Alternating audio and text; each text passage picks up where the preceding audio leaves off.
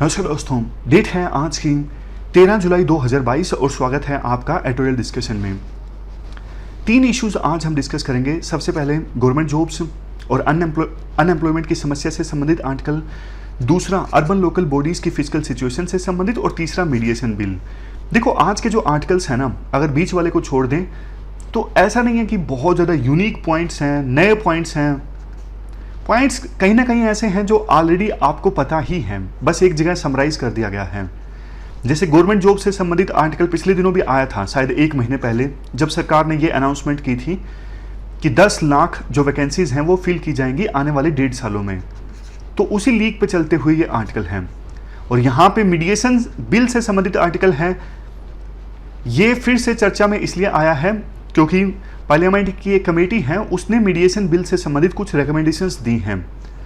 तो पहले एक जो इशू हमने डिस्कस किया था ना मीडिएशन बिल से संबंधित पिछले साल के दिसंबर में, उसी आर्टिकल को यहाँ पे रिप्रोड्यूस कर दिया गया है, यानी फिर से छाप दिया गया है। समझ रहे हो? तो कुछ पॉइंट्स जो अलग होंगे वही हम डिस्कस करेंगे और बाकी हम वहीं से लेंगे जो हमने पहले डिस्कस किया था। और किसी ने ये पूछा कि एथिक्स के एग्जाम्पल हमने डिस्कस बंद क्यों कर दिए। बंद नहीं किए, बस 1-2 दिन में घर आया हुआ था। देखो एथिक्स के जो एग्जाम्पल है ना, ये जो न्यूज़पेपर से हम डिस्कस करते हैं ये तो आप ले ही सकते हो। पर्सनल लाइफ से संबंधित एग्जाम्पल भी आप ले सकते हो।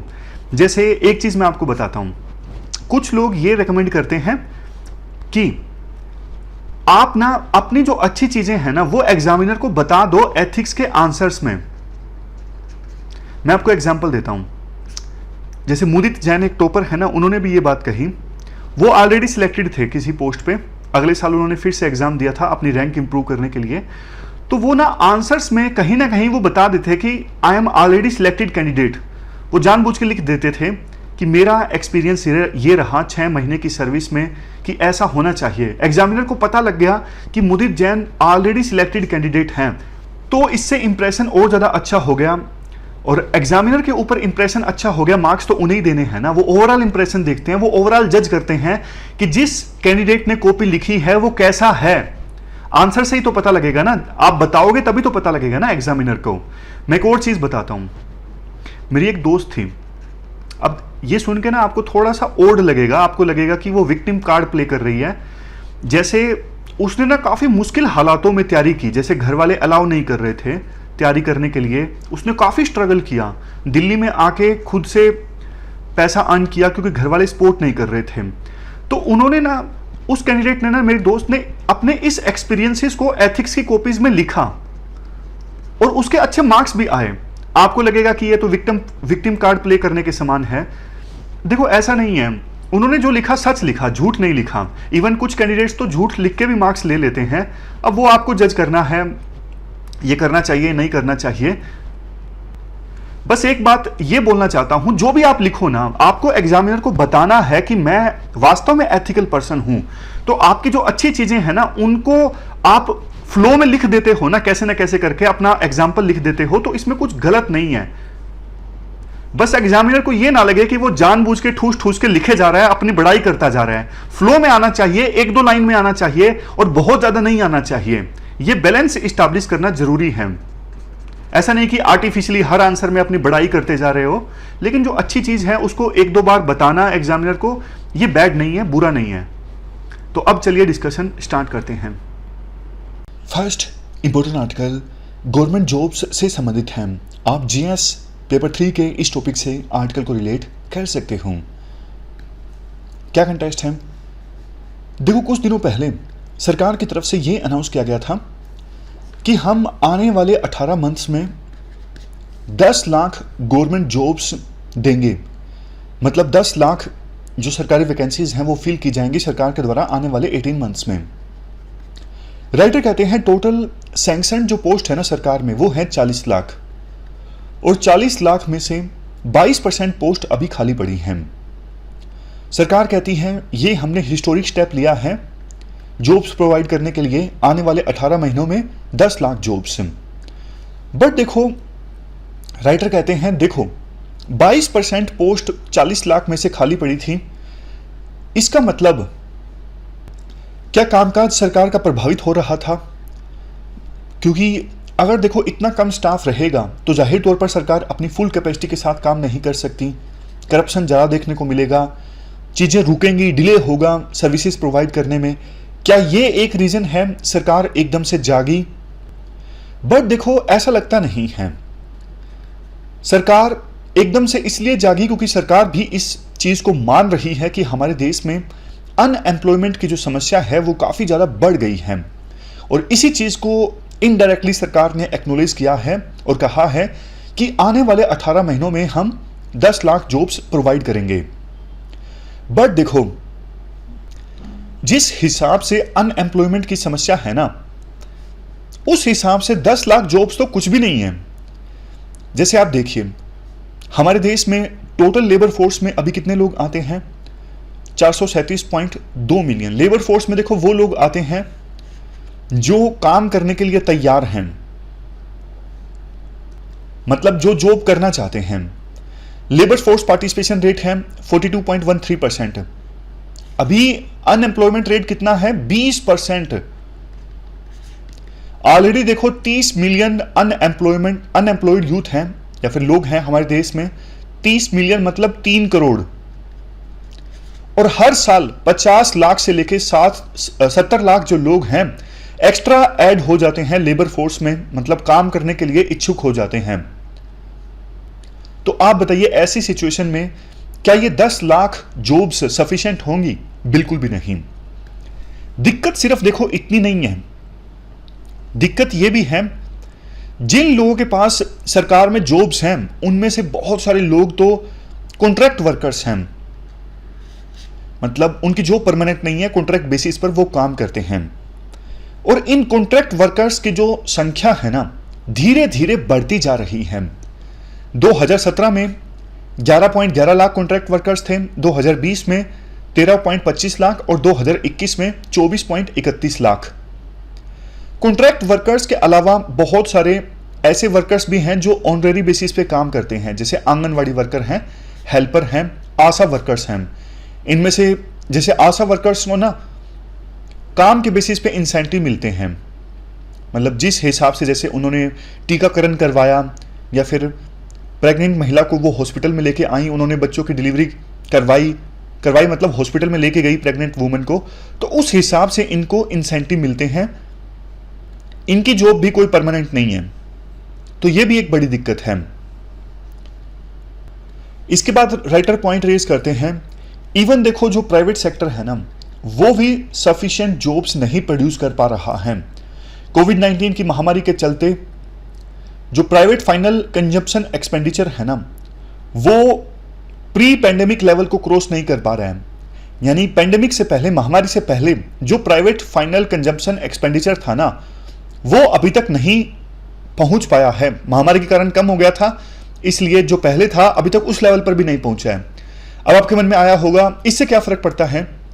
देखो सिंपल सी बात है, लोग जितना ज्यादा एक्सपेंडिचर करेंगे उतनी ही ज्यादा डिमांड बढ़ेगी और उस डिमांड की पूर्ति के लिए उतनी ही फैक्ट्रीज लगेंगी, मतलब उतना ही एम्प्लॉयमेंट जनरेट होगा। लेकिन प्राइवेट फाइनल कंजप्शन एक्सपेंडिचर नहीं बढ़ पा रहा है, तो इसलिए सरकार को ही आगे आना पड़ेगा अगर प्राइवेट सेक्टर जॉब्स को नहीं प्रोड्यूस कर पा रहा है। एक तरफ देखो सरकार गवर्नमेंट जॉब्स नहीं दे रही है इतना, हालांकि अब बोल रही है कि 18 महीने में हम 10 लाख जॉब्स देंगे, जो कि सफिशिएंट नहीं है। दूसरी तरफ देखो बहुत सारे ऐसे इंडिकेटर्स हैं जो बताते हैं, बहुत सारे इंडेक्स और रैंकिंग रिपोर्ट्स ऐसी हैं जो बताती हैं इंडिया की जो रैंकिंग है एजुकेशन के मामले में, लिटरेसी के मामले में, स्किल्स और holistic care of children in early childhood के मामले में, ड्रिंकिंग वाटर और सैनिटेशन के मामले में या फिर बेसिक इंफ्रास्ट्रक्चर के मामले में इंडिया की रैंकिंग बहुत नीचे है।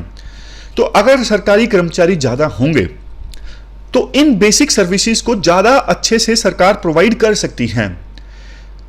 कम से कम देखो जो गरीब लोग हैं ना हमारे देश में, जैसे बॉटम 40%, इन मतलब अगर लिस्ट बनाएं सबसे अमीर आदमी ऐसे लिस्ट बनाते जाएं, बॉटम के जो 40% लोग हैं ना उनको तो बेसिक सर्विसेज प्रोवाइड करना सरकार की जिम्मेदारी है ही। राइटर कहते हैं देखो सरकार का पहला टास्क ये होना चाहिए जो गरीब लोग हैं उनकी वेलबींग को सुनिश्चित करना, ह्यूमन रिसोर्स को डेवलप करना, बेसिक इंफ्रास्ट्रक्चर इस्टेब्लिश करना। इन एरियाज में प्राइवेटाइजेशन नहीं आना चाहिए। दूसरा मेजर टास्क सरकार का ये होना चाहिए, जो अभी फिलहाल इंडस्ट्रियल पॉलिसी है ना, इसको थोड़ा स्ट्रीमलाइन करना, रीओरिएंट करना। सरकार ना इकोनॉमी के लेबर इंटेंसिव सेक्टर्स पे ज़्यादा फोकस करे, जैसे एमएसएमईज को प्रमोट करे। इसके साथ साथ जो इनफॉर्मल प्रोडक्शन है ना, उसको भी सरकार प्रमोट करे, इनफॉर्मल सेक्टर को सरकार प्रमोट करे, उनको बेहतर टेक्नोलॉजी प्रोवाइड करके, कुछ ऐसे स्टेप्स लेके कि इनफॉर्मल सेक्टर में जो प्रोडक्टिविटी है इम्प्रूव हो। कैसे सरकार कर सकती है? जैसे देखो, उनको बेटर फाइनेंसिस प्रोवाइड कर सकती हैं, जैसे लोन दिए जाते हैं एमएसएमईज को, उनके लिए टर्म्स एंड कंडीशंस को आसान बनाया जा सकता है। क्लस्टर्स सरकार बना सकती है। क्लस्टर्स जैसे मान लीजिए दिल्ली है, ये जो एरिया है ना, यहाँ पे मान लीजिए एमएसएमईज के लिए क्लस्टर बने हुए हैं। तो क्लस्टर में क्या होता है, एक फैक्ट्री को ऑपरेशन चलाने के लिए जो भी आवश्यकताएं होती है ना, जैसे कुछ गुड्स चाहिए, कुछ सर्विसेज चाहिए, वो सारी आसपास के उसी क्लस्टर में अवेलेबल हो जाती हैं। तो उस फैक्ट्री को कोई दिक्कत नहीं आती अपने ऑपरेशंस चलाने में। तो एमएसएमईज के लिए ज़्यादा से ज़्यादा क्लस्टर डेवलपमेंट। इसके अलावा क्या सरकार कर सकती है, एक urban employment guarantee programme start कर सकती है, ताकि अर्बन एरियाज में जो यूथ अनएम्प्लॉयड है ना, उनके लिए एम्प्लॉयमेंट की ज़्यादा अपॉर्चुनिटीज जनरेट हों। ये जो प्रोग्राम है ना, वो रूरल एम्प्लॉयमेंट गारंटी प्रोग्राम से अलग होना चाहिए, अर्बन एरियाज की जरूरतों के हिसाब से होना चाहिए। जैसे देखो, अर्बन प्रोग्राम ऐसा होना चाहिए जिसमें बेसिक अर्बन सर्विसेज हों, जहां यूथ को स्पेशल ट्रेनिंग मिले और ट्रेनिंग प्राप्त करके वो मेन स्ट्रीम इकोनॉमी में इंटीग्रेट हो सके। Next point, day care centres setup करने चाहिए, जहां पे बच्चों की देखभाल हो सके, ताकि महिलाएं जो हैं पूरा दिन बच्चों की केयर करने के लिए घर पर ना रहें, वो भी बाहर जाके काम कर सकें। अभी देखो, महिलाएं घर पर रहती हैं, एक मेन रीजन है कि बच्चों की देखभाल करना, तो उनकी जो सर्विस है ना, अमूल्य है, लेकिन इकोनॉमी के हिसाब से देखें तो अनपेड है। अगर बच्चों की देखभाल करने के लिए डे केयर सेंटर होंगे तो महिलाएं भी बाहर जाके काम कर सकेंगी। इससे ना सिर्फ गरीबी दूर होगी, बल्कि इकोनॉमिक एक्टिविटीज ज्यादा होंगी, तो देश की इकोनॉमी भी एक्सपेंड होगी।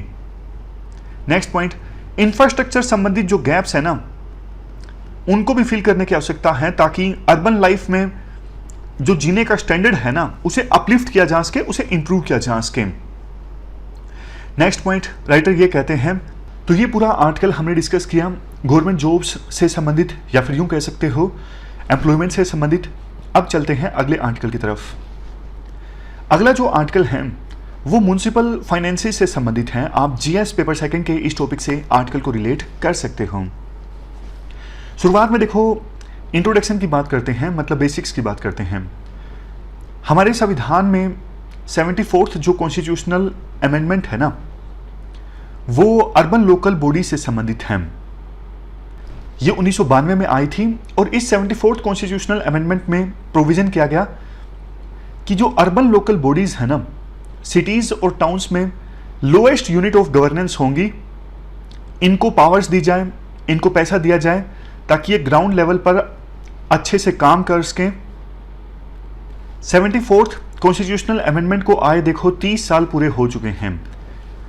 अगर हम एनालाइज करें तो हमें पता लगेगा कि 30 सालों के बाद आज भी जो अर्बन लोकल बॉडीज है ना, फिस्कल डेफिसिट से सफ़र करती हैं। मतलब इनके पास पैसा नहीं होता, खर्चा ज़्यादा कर देती हैं, रेवेन्यू इनका कम होता है, और फाइनेंसिस होते नहीं, इनके पास रेवेन्यू होता नहीं ज़्यादा विकास करने के लिए।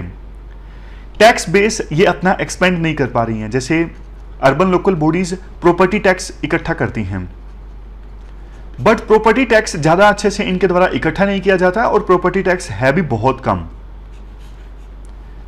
बहुत सारे रीजंस हैं। एक आर्टिकल हमने डिस्कस किया था, उसमें हमने ये जाना था प्रॉपर्टी टैक्स के लिए ज़्यादा जोर इसलिए नहीं लगाती ये अर्बन लोकल बॉडीज, क्योंकि जो चुने हुए प्रतिनिधि होते हैं ना, उन्हें लगता है कि प्रॉपर्टी टैक्स के लिए जोर लगाएंगे तो लोग वोट नहीं देंगे। और लोगों में ना, हमारे देश में आज भी टैक्स के प्रति जो लेजिटिमेसी है ना, मतलब लोगों को ये लगता है कि हम टैक्स खामखा दे रहे हैं, सरकार विकास नहीं करवा रही है। समझ रहे हो?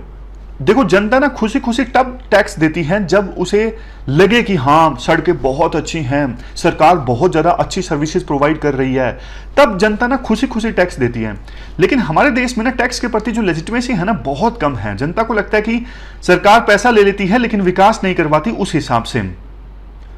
और देखो जीएसटी आने के बाद तो अर्बन लोकल बॉडीज का जो रेवेन्यू लॉस है और भी ज़्यादा बढ़ गया।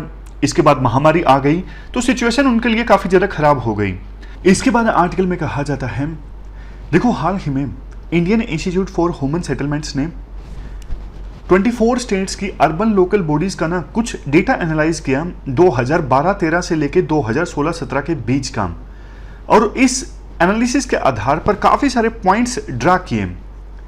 जैसे देखो सबसे पहला पॉइंट, अर्बन लोकल बॉडीज को टोटल जितना रेवेन्यू मिलता है ना उसमें से आधा से भी कम रेवेन्यू उनका खुद का होता है। ज़्यादातर रेवेन्यू तो इंटर गवर्नमेंटल ट्रांसफर के माध्यम से उन्हें प्राप्त होता है, या तो सेंट्रल गवर्नमेंट से या फिर स्टेट गवर्नमेंट से।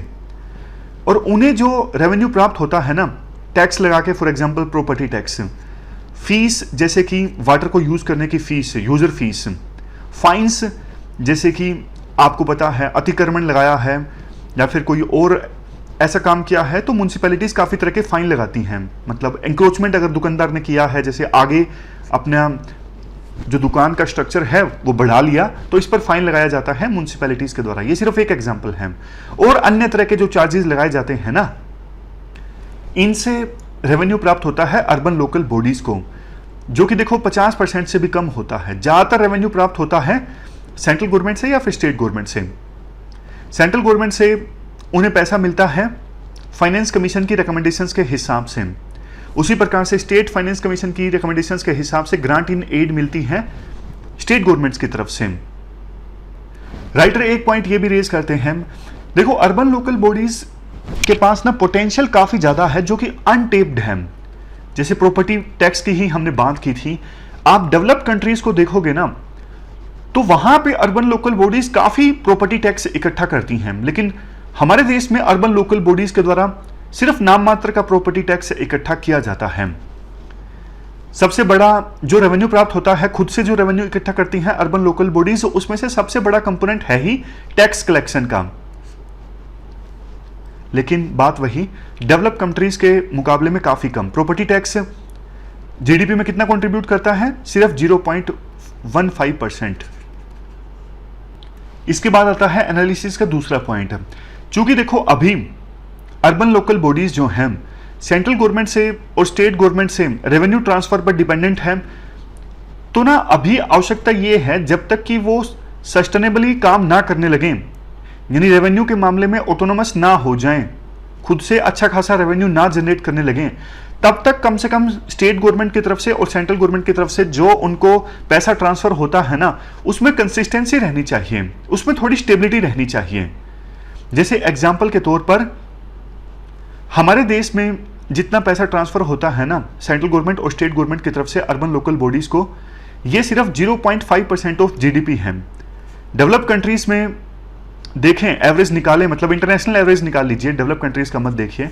इंटरनेशनल एवरेज 2 से 5% ऑफ जीडीपी है। यानी आप कह सकते हो बाकी देशों के अपेक्षाकृत हमारे देश में सेंट्रल गवर्नमेंट और स्टेट गवर्नमेंट से बहुत कम पैसा ट्रांसफर होता है अर्बन लोकल बॉडीज को। अब आता है तीसरा पॉइंट। तीसरा पॉइंट ये है, देखो अर्बन लोकल बॉडीज के अंदर भी काफी सारी विविधताएं हैं। जैसे देखो जो क्लास 1A सिटीज है ना, जिनकी पॉपुलेशन 50 लाख से ज्यादा है, वो प्राइमरीली अपने खुद के टैक्स रेवेन्यू पर डिपेंड करती हैं अपने ऑपरेशंस चलाने के लिए। लेकिन छोटी सिटीज में जैसे क्लास 1B सिटीज और class 1C cities, class 1B वो सिटीज जिनकी पॉपुलेशन 10 लाख से 50 लाख के बीच में है, और क्लास 1C सिटीज जिनकी पॉपुलेशन 1 लाख से 10 लाख के बीच में है, ये ज्यादा रिलाई करती हैं IGT पे, यानी इंटर गवर्नमेंटल ट्रांसफर पर, यानी सेंट्रल गवर्नमेंट और स्टेट गवर्नमेंट से जो रेवेन्यू मिलता है ना उन पर। इसका मतलब ये है क्लास 1A सिटीज धीरे धीरे अपना रेवेन्यू मोबिलाइज कर रही हैं। धीरे धीरे उनका जो नॉन टैक्स रेवेन्यू है ना, जैसे यूजर फीस है, बिजली का, ये पानी का बिल, दूसरी सर्विसेज जो प्रोवाइड करती हैं म्यूनसिपैलिटीज उनका बिल, धीरे धीरे वो नॉन टैक्स रेवेन्यू को मोबिलाइज कर रही हैं खास करके। ये जो 5 सालों की स्टडी की गई ना 2012 से लेकर 2017 के बीच में, इनमें ये पाया गया क्लास 1A सिटीज में जो टैक्स रेवेन्यू है ना वो ग्रो किया बाय 11%, लेकिन नॉन टैक्स रेवेन्यू ग्रो कर गया बाय 30%। तो ये एक अच्छी चीज है। बट क्लास 1B और क्लास 1C सिटीज में रेवेन्यू अभी भी स्टेगनेंट है, यानी इन्होंने रेवेन्यू को मोबिलाइज नहीं किया है। और इवन क्लास 1A सिटीज में भी जो टैक्स रेवेन्यू है उसको अच्छे से मोबिलाइज किया जा सकता है, खास करके प्रॉपर्टी टैक्स, जिसकी बात हम बार बार कर रहे हैं। फोर्थ पॉइंट देखो, ऑपरेशंस एंड मेंटेनेंस जो एक्सपेंसेस है ना वो म्युनिसिपैलिटीज के बढ़ते जा रही हैं, लेकिन म्युनिसिपैलिटीज ऑपरेशंस और मेंटेनेंस के लिए ज़्यादा पैसे एलोकेट नहीं कर पाती क्योंकि उनके पास रेवेन्यू की कमी रहती है। लेकिन ऑपरेशन और मेंटेनेंस एक्सपेंसेस बहुत ज़्यादा जरूरी हैं। जैसे स्कूल बना के छोड़ दिया, अगर उसकी मेंटेनेंस नहीं हो रही है अच्छे से तो वो धीरे धीरे खंडर में तब्दील होता जाएगा। तो अच्छी सर्विस डिलीवरी आपको देनी है ना, तो फिर ऑपरेशंस और मेंटेनेंस पर एक्सपेंड करना जरूरी है। यहां पे एक आंकड़ा दिया जाता है, जितना रेवेन्यू खर्च किया जाता है ना अर्बन लोकल बॉडीज के द्वारा, उसमें से देखो ऑपरेशन एंड मेंटेनेंस का शेयर 2012-13 में था 30%, लेकिन 2016-17 आते आते ये इंक्रीज हो गया 35%। यानी टोटल अगर 100 रुपये इनका रेवेन्यू है तो 2012-13 में 30 रुपये खर्च किए जाते थे ऑपरेशंस एंड मेंटेनेंस पे, और अब 2016-17 में किए जाने लगे 35%। तो ये एक्सपेंसेस बढ़ रहे हैं, लेकिन पैसा इसके लिए कम एलोकेट किया जा रहा है अर्बन लोकल बॉडीज के द्वारा। अगर ऐसा ही चलता रहा तो फिर सर्विस डिलीवरी धीरे धीरे खराब होती जाएगी। अब कायदे से देखो होना ये चाहिए, जो ये ऑपरेशनल एंड मेंटेनेंस संबंधित एक्सपेंसेस है ना वो तो म्युनिसिपैलिटीज वसूले यूजर चार्जेस से। यूजर चार्जेस जैसे कि देखो वाटर सप्लाई कर रही हैं म्युनिसिपैलिटीज तो उसके चार्जेस, सॉलिड वेस्ट मैनेजमेंट और ट्रांसपोर्टेशन के चार्जेस, वेस्ट वाटर को मैनेज करने संबंधित चार्जेस, तो ये जो सर्विसेज देती है ना इसी से रेवेन्यू वसूला जाए और उसी से मेंटेनेंस और ऑपरेशंस का काम चलाया जाए। लेकिन नॉन टैक्स रेवेन्यू नहीं मोबिलाइज कर पा रही हैं, सिर्फ क्लास 1A सिटीज ने थोड़ा बहुत अपना नॉन टैक्स रेवेन्यू मोबिलाइज किया है। जो छोटी सिटीज हैं में अर्बन लोकल बॉडीज है ना वो अपने नॉन टैक्स रेवेन्यू को नहीं मोबिलाइज कर पा रही हैं। लास्ट में अब पॉइंट ये आता है,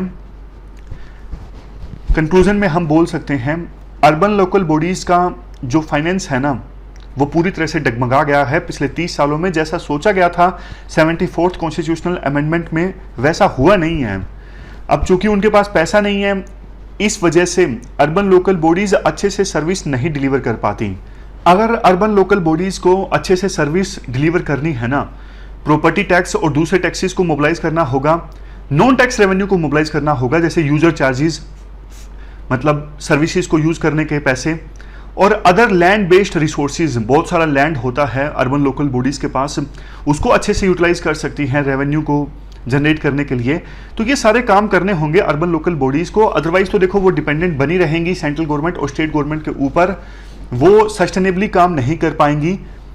तो ये पूरा आर्टिकल हमने डिस्कस किया अर्बन लोकल बॉडीज के फिजिकल सिचुएशन से संबंधित। चलते हैं आगे। इंपॉर्टेंट आर्टिकल मीडिएशन से संबंधित है। आप जीएस पेपर सेकंड के इस टॉपिक से आर्टिकल को रिलेट कर सकते हो। देखो ये जो मीडिएशन टर्म है ना सिंपल है, आसान है, आपको इसका मतलब पता होगा, फिर भी एग्जांपल के साथ ब्रीफ में बता देता हूँ। मान लीजिए कोई पर्सन है सोनू राजेंद्र नगर में रह रहा है, आईएएस की तैयारी कर रहा है, किराए पर रहता है सोनू। मकान मालिक के साथ रेंट को लेकर डिस्प्यूट हो जाता है। अब देखो एक सॉल्यूशन तो सोनू के पास ये है कि कोर्ट में केस फाइल करे, लेकिन सोनू को तैयारी करनी है, वो नहीं चाहता कि कोर्ट में केस फाइल किया जाए, इतना समय लगे, इतना पैसा बर्बाद हो, इतनी एनर्जी इन्वेस्ट हो, मेरा फोकस डाइवर्ट हो। मकान मालिक भी ये नहीं चाहता। तो सोनू और मकान मालिक किसी थर्ड इंडिविजुअल के पास जाते हैं दोनों मिलके और उसको बोलते हैं कि भैया आप हमारा समझौता करवा दो। जो तीसरा इंडिविजुअल है ना वो न्यूट्रल है, वो सोनू और मकान मालिक के बीच में समझौता करवा देता है जो दोनों को मंजूर होता है। तो तीसरा जो थर्ड न्यूट्रल पर्सन है ना जिसने सोनू और मकान मालिक के बीच में समझौता करवाया वो है मीडिएटर, और उसने जो करवाया है वो है मीडिएशन। सिंपल टर्म है, ये टेक्निकल डेफिनेशन है जो आप आंसर्स में लिख सकते हो। मीडिएशन एक प्रकार का अल्टरनेटिव डिस्प्यूट रेजोल्यूशन है जिसमें जो इन्वॉल्व पार्टीज हैं जिनके बीच में डिस्प्यूट होता है, सोनू एंड मकान मालिक, वो न्यूट्रल थर्ड पार्टी के पास जाते हैं जो कि उनकी हेल्प करता है किसी सेटलमेंट पर राजी होने में। मीडिएशन देखो सामान्यतः नॉन बाइंडिंग होता है, मतलब मीडिएटर ने जो समझौता करवाया ना, मर्जी है सोनू और मकान मालिक उसे माने या फिर ना माने। लेकिन कई बार ऐसा भी हो सकता है कि मीडिएशन में पहले से दोनों पार्टीज राजी हो जाएं कि जो भी हमारे बीच में मीडिएशन होगी वो बाइंडिंग होगी, उसे हमें दोनों को मानना होगा। तो सामान्यतः नॉन बाइंडिंग होता है, लेकिन दोनों पार्टीज पहले से सोच लें तो वो बाइंडिंग भी हो सकता है। देखो मीडिएशन से ना बहुत सारे फायदे होते हैं। कोर्ट में अगर केस जाता है तो आज ऑलरेडी आपको पता है केसेस की पेंडेंसी कितनी ज़्यादा है। सोनू ने केस फाइल कर दिया, पता लग गया कि सोनू को आईएएस बने 8 साल हो गए, लेकिन रेंट का जो केस है अभी तक चल रहा है। समझ गए? टाइम बर्बाद होता है, पैसा जाता है, हरासमेंट होती है। तो मीडिएशन में जल्दी से अगर केस सोल्व हो जाता है, एग्रीमेंट हो जाता है, तो सबको फायदा है ना, सबके लिए विन विन सिचुएशन है। कोर्ट के लिए विन विन सिचुएशन है कि और केस नहीं बढ़े, सरकार के लिए विन विन सिचुएशन है, जो इन्वॉल्व पार्टीज हैं जिनके बीच में डिस्प्यूट है उनके लिए विन विन सिचुएशन है। तो इसीलिए सरकार मीडिएशन समेत अल्टरनेटिव डिस्प्यूट रेजोल्यूशन में दूसरे भी जो मैकेनिज्म्स है ना, जैसे आर्बिट्रेशन, उनको सरकार प्रमोट करती है। लेकिन इस आर्टिकल में फोकस मीडिएशन पर है। सरकार ना मीडिएशन के लिए अब एक बिल लाने वाली है पार्लियामेंट में, क्योंकि मीडिएशन ना अब काफ़ी ज़्यादा जरूरी भी हो गया है और इसको रेगुलेट करना भी जरूरी है। तो इसलिए सरकार चाहती है कि मीडिएशन एक तरीके से होना चाहिए, इसको हमें प्रमोट करना चाहिए। तो इसीलिए सरकार एक बिल लाना चाहती है, और बिल लाने से पहले सरकार ने एक ड्राफ्ट रिलीज किया है, कमेंट मांगे हैं, और उसी ड्राफ्ट पर राइटर ने ये आर्टिकल लिखा है। राइटर कहते हैं देखो तीनों एस्पेक्ट्स हैं, मतलब बिल कुछ मायनों में अच्छा भी है, कुछ इसमें कमियां भी हैं, और कुछ तो प्रोविजंस ऐसे हैं जिनको देखकर निराश होने की आवश्यकता है। तो सबसे पहले हम चीज़ें डिस्कस करेंगे कि इस ड्राफ्ट में, मीडिएशन संबंधी ड्राफ्ट में अच्छी अच्छी चीज़ें क्या हैं। सबसे पहले तो देखो बिल में एक चीज़ ये एक्नॉलेज की जाती है कि मीडिएशन को अब एक पूरी तरह से प्रोफेशन मानना जरूरी है।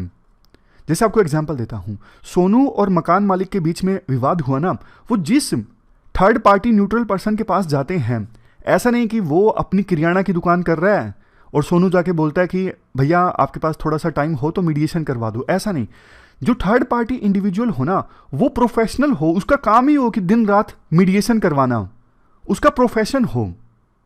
इसके बाद बिल ये भी एक्नॉलेज करता है कि देखो ऑलरेडी कुछ इंस्टीट्यूट्स हमारे देश में ऐसे हैं जो मीडिएटर्स को ट्रेनिंग देते हैं। कुछ और अच्छे इंस्टीट्यूट्स इस्टेब्लिश किए जाएं मीडिएटर्स को ट्रेनिंग देने के लिए, ताकि वो स्ट्रक्चर्ड वे में मीडिएशन करवा सकें। डेफिनेट रूल्स के अकॉर्डिंग रूल्स देखो डिफाइन किए जा सकते हैं। जैसे मीडिएटर पहला क्वेश्चन पूछेगा सोनू से, आप क्या चाहते हो सोनू, कितना रेंट आप देना चाहते हो। फिर मीडिएटर क्वेश्चन पूछेगा किससे, मकान मालिक से, कि आप इतना रेंट क्यों ले रहे हो। इस प्रकार से स्ट्रक्चर्ड वे में दोनों का पक्ष जान के एक सिस्टमेटिक प्रोसीजर के हिसाब से जो मीडिएटर हैं वो मीडिएशन करवाए, इसके लिए उनको ट्रेनिंग प्रोवाइड कर सकते हैं ये इंस्टीट्यूट्स। नेक्स्ट पॉइंट देखो बहुत इंपॉर्टेंट है।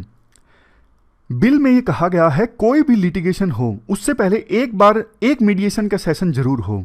मान लीजिए आप कोई भी केस फाइल करना चाहते हो, जैसे अभी एक्स्ट्रा अटेम्प्ट्स के लिए कुछ जो स्टूडेंट्स हैं वो अपना प्रोटेस्ट कर रहे हैं, वो कोर्ट में जाना चाहते हैं, तो मान लीजिए लिटिगेशन फाइल करने से पहले एक सेशन उनका मीडिएशन का जरूर होना ही चाहिए। मतलब वो थर्ड पार्टी इंडिविजुअल के पास जाएं, दोनों पार्टीज, जिसमें मीडिएटर जो है वो एक्सप्लेन करेगा कि मीडिएशन के भैया ये फायदे हैं, ऐसे मीडिएशन होगा। पूरा सेशन अटेंड करने के बाद दोनों पार्टीज की मर्जी है कि वो मीडिएशन को ऑप्ट करना चाहते हैं या फिर कोर्ट में जाना चाहते हैं। लेकिन एक सेशन लिटिगेशन फाइल करने से पहले मीडिएशन का जरूर होना चाहिए, जिसमें मीडिएटर मीडिएशन के फायदे बताएगा और बताएगा कि कैसे आप मीडिएशन को प्रोसीड कर सकते हो। अब मीडिएशन का सेशन अटेंड करने के बाद दोनों पार्टीज राजी हैं तो मीडिएशन कर सकते हैं। दोनों में से एक पार्टी भी अगर नहीं चाहता है कि नहीं मुझे मीडिएशन नहीं करनी, तो भैया जाओ आप कोर्ट में, हमें क्या करना है, मीडिएटर ऐसा बोलेगा। इसके बाद देखो ये भी इंपॉर्टेंट पॉइंट है, कई बार ऐसी दिक्कत आती है। मान लीजिए जो डिस्प्यूटेड पार्टीज है ना, दो पार्टीज के बीच में विवाद है, सोनू और मकान मालिक। अब सोनू को धमकी देता है मकान मालिक, मीडिएशन का सेशन दोनों के बीच में चल रहे हैं, लेकिन इसी बीच मकान मालिक सोनू को धमकी दे देता है कि मेरा रूम खाली कर दो। तो फिर मीडिएशन के सेशंस के बीच में ही सोनू कोर्ट में जा सकता है स्टे लेने के लिए कि देखो मीडिएशन का सेशन चल रहा है और ये हमें निकाल रहा है, तो प्लीज ग्रांट मी स्टे। तो कोर्ट स्टे लगा सकती है। स्टे लगने के बाद में सोनू और मकान मालिक मीडिएशन के सेशन फिर से भी स्टार्ट कर सकते हैं, रिज्यूम कर सकते हैं। तो मतलब क्या हुआ, इंटरिम ऑर्डर हासिल करने के लिए कोई भी पार्टी कोर्ट में जा सकती है और बाद में फिर से मीडिएशन के जो सेशन है वो रिज्यूम कर सकती है। Next point, online dispute resolution की बात भी बोली गई है बिल में, क्योंकि कोविड-19 के बाद तो देखो ऑनलाइन काफ़ी ज़्यादा जो लिटिगेशंस हैं उनकी सुनवाई होने लगी है, तो मीडिएशन भी ऑनलाइन हो सकता है, इसको एक्नॉलेज किया गया है बिल में। नेक्स्ट पॉइंट देखो, ये ध्यान से सुनिएगा।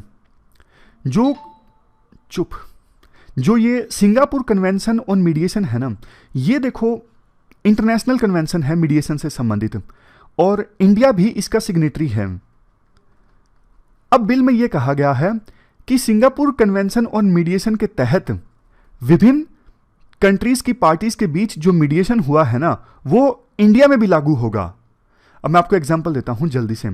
मान लीजिए सिंगापुर की कोई कंपनी है और इंडिया में आके उसने एक्ट किया, किसी चीज़ को लेकर विवाद हो गया, तो सिंगापुर कन्वेंशन और मीडिएशन के तहत सिंगापुर की कंपनी और इंडिया की कंपनी के बीच कॉमर्शियल सेटलमेंट हुआ, मतलब मीडिएशन हुआ, तो वो मीडिएशन इंडिया में भी लागू होगा, इंडिया में भी इन्फोर्स होगा।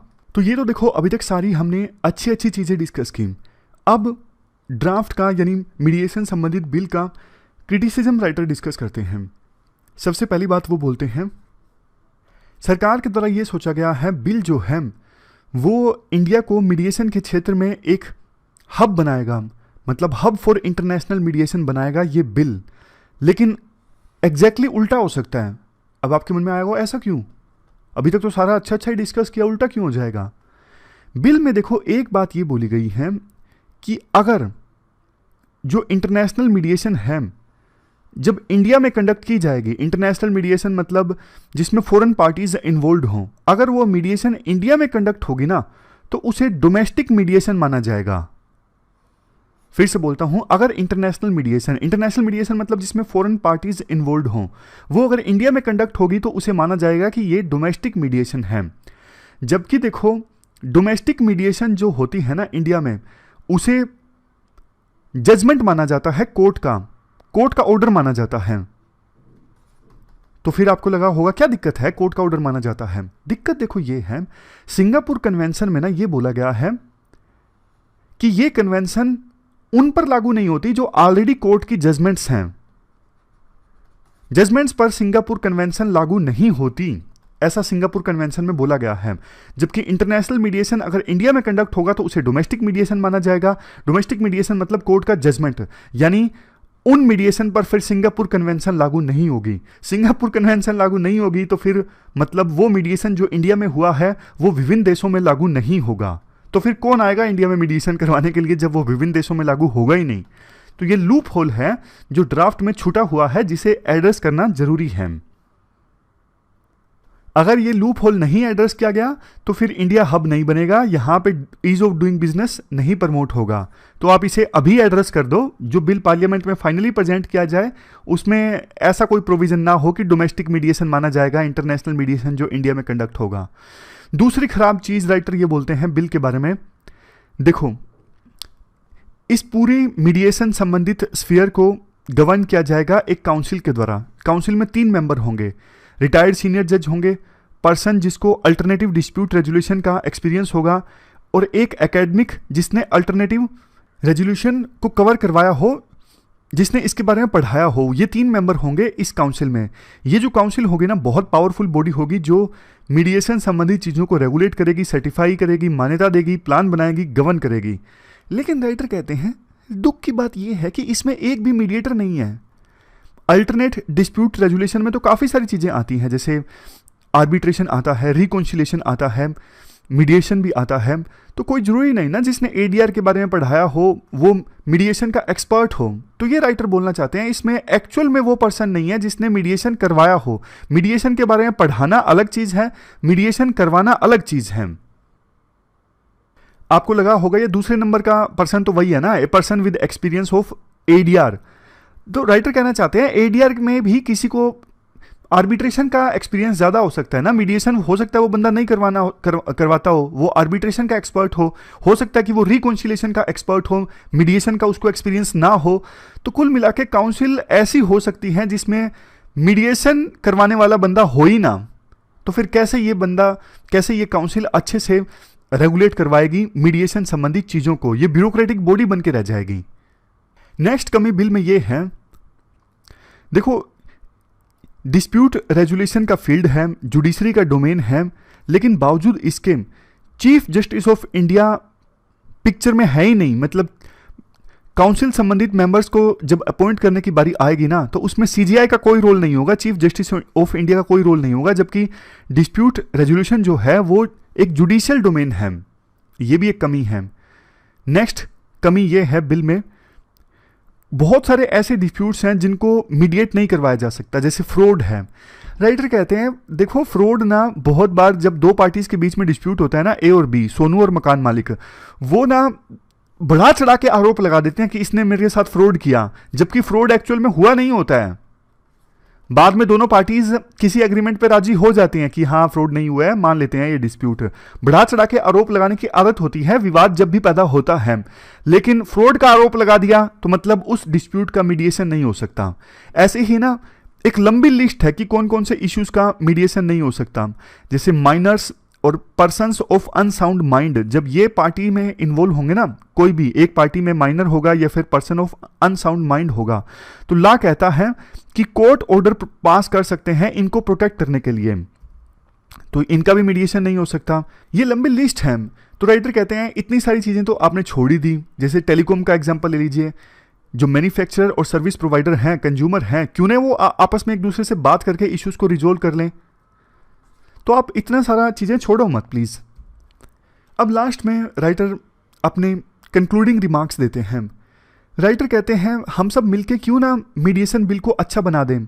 अभी सरकार ने हमसे कमेंट्स मांगे हैं, क्यों ना सभी स्टेक होल्डर्स एक साथ आए एक अच्छा मीडिएशन संबंधित एक्ट बनाने के लिए।